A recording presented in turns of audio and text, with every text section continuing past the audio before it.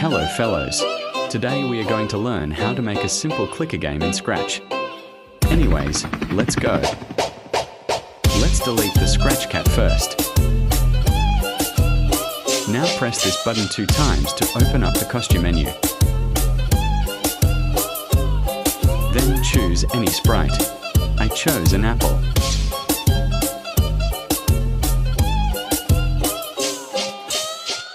Then center it by typing in 0 to the X and Y slots.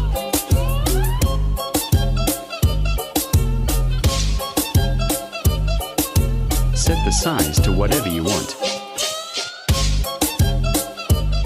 Go to the Variables tab and right-click my variable and click Delete.